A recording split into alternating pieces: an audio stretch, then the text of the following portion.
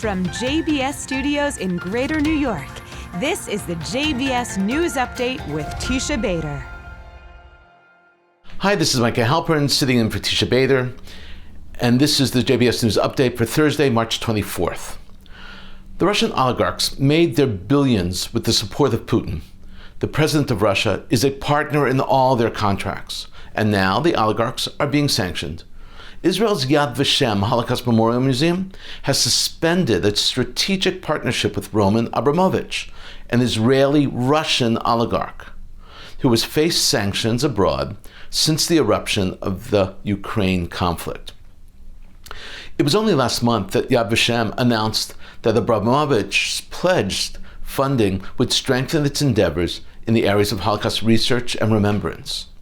The Memorial Museum survives on donations, and Abramovich's pledge of $8 million was more than substantial. It is courageous and ethical for Yad Vashem to take this stand. Interestingly, the United States has yet to sanction Abramovich. Rumor is that Abramovich has been helping mediate between the United States and Russia, specifically between the White House and Putin. The first female U.S. Secretary of State, Madeleine Albright, has passed away at the age of 84.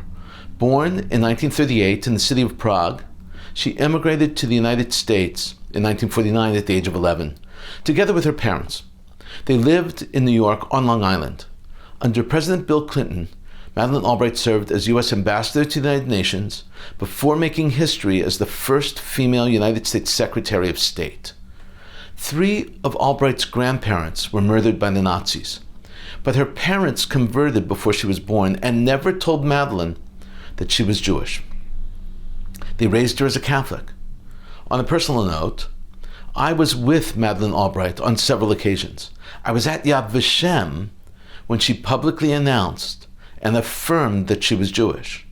She had just finished off her official tour and was holding a press conference outside the Children's Memorial at Yad Vashem. It was there that she spoke openly, candidly, and I must say very movingly about the Holocaust and her family. Madeleine Albright was a powerful force. When she felt it necessary, she did not hesitate to put people in their place. I was there in Ramallah with Secretary of State Madeleine Albright and Yasser Arafat when she made the famous statement that there is no equivalence between bombs and bulldozers. At the time, Albright was responding to justifications for terror, and the Palestinian houses were being bulldozed by Israel, and so the Palestinians, were murdering Israelis. Throughout her career, Madeleine Albright remained a true lady. She telegraphed her intentions through her scarves and her pins and the colors she chose to wear. When she visited victims of terror in an Israeli hospital, she wore white. For her visit to Yad Vashem, it was blue. And to reprimand Arafat, Madeleine Albright dressed in black, with a pin in the shape of a white dove adorning her outfit. She was one of a kind. May her memory be blessed. Iranian Foreign Minister Hossein Amir-Abdollahian led a top-tier foreign ministry delegation to Syria. The visit was reported by the Iranian Tasnim news agency.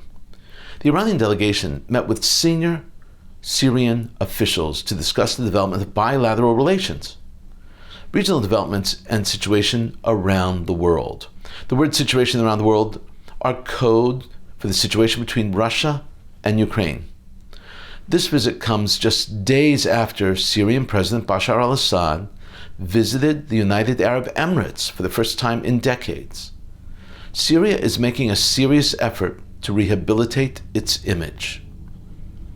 And now a look at this evening's programming on JBS. At 7, it's Talmud Study.